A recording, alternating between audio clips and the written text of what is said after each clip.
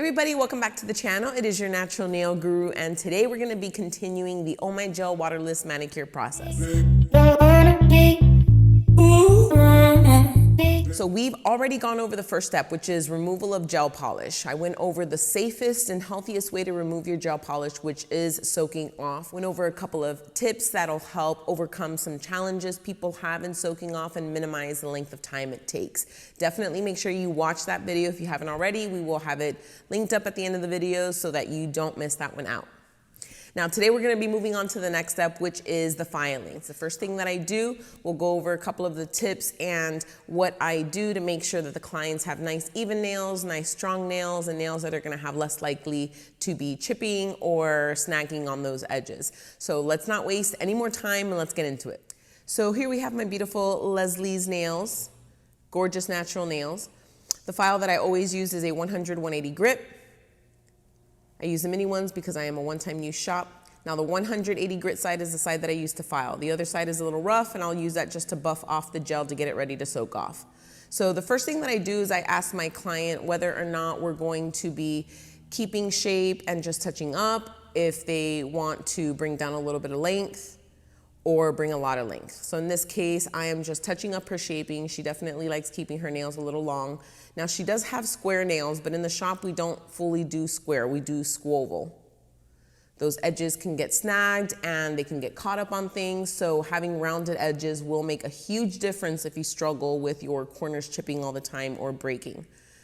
So here I just go through really softly, touch up, get those edges nice and tight. I try to minimize how much filing on the side nail wall that I actually do, because believe it or not, that's kind of like the spine of your nail. If you file that side too much, you can actually start imposing damage to the nail and making it weaker. So you don't want to really put too much focus on the sides unless it's necessary. And I'll go through and just finish filing up all of the nails, getting the edges nice and rounded while maintaining an overall square look. Ever since we rehabilitated Leslie's nails, her nails keep shape very nicely. She rarely ever has any weakening around the edges. So as you can see, her nail filing touch-up is very simple and does not require a lot of work whatsoever.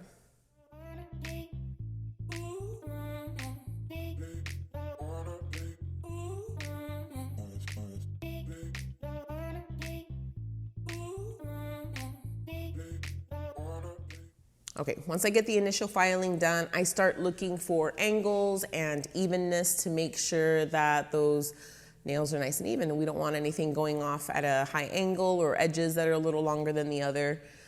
So I'll do the first look with the client's nails just facing towards me. I like to put my fingers around the nail plate so I could really look at it straight, and I'll also change the angles of which I'm filing. So after looking at it with her nails down, I flip them up and I try to look at them kind of like in an upside down angle, or like how she would be looking at her nails if she's looking at it. And I look for any raised edges or any side that's just a little bit uneven. The client's got to get a little flexible here for me to get all the angles, but it makes sure that I am making them as even as possible. And my last step is I look at them sideways. Every angle that you look at your nails can be a little bit different in the way the shaping looks. So I do the 1, the 2, and the 3 and kind of get the median of all 3 of those to really make sure that we're getting it as even as possible.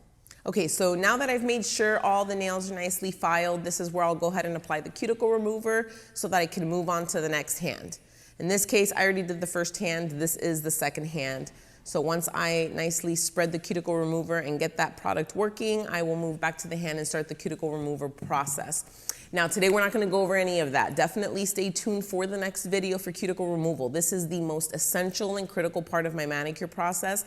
Not only is it going to help promote good nail growth and faster nail growth, but it's going to remove cuticle the proper way, preventing it from growing out thicker or, you know, really, how do we call it? Those little pieces of skin that keep coming up. The cuticle process is the most critical part of the manicure process. So make sure that you guys are subscribed. Make sure that you have your notifications on, because that is the one step of the manicure process you do not want to miss. It makes every difference in the world in regards to the health of your natural nail, the health of the cuticle, and also the longevity of your manicure. Now, a lot of my clients generally do oval and round shapes. I'll make a separate video going over the different shapes individually to really go a little more into detail with that. I do recommend a rounder shape. It is healthier for your nail bed. It is more natural, and anyone who's struggling with edges that are curling in, that are chipping or breaking, your nails are screaming to get reshaped. So I'll definitely make sure that I do a video that's really just focused on reshaping and how to get really good shape with those different types of shapes. I feel like I said shapes 50 million times right there. But overall, that's pretty much what I do for the filing. Changing the angles at which you're looking at the nails is really gonna help make sure that you're filing your client's nails really even. So no matter what direction they're looking at their nails, they're looking nice and symmetrical across the board. So today's video is really nice and to the point. If you have any questions on the filing process or anything else that maybe I didn't elaborate enough, or you would like me to elaborate more, just make sure you drop a comment down below.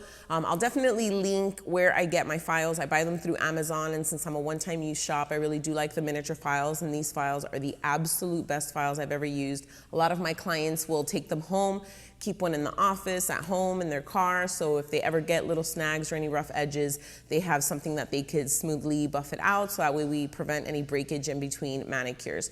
But I'll make sure that I link that down below. So that is it for today. Make sure that you watch the proper soak-off video that'll be linked at the end of the video if you haven't already seen it, and stay tuned for the cuticle removal process. Not only is it satisfying, but it is the most important part, something you definitely don't want to miss. So thank you everyone for tuning in, and I will catch you on the next one. Bye.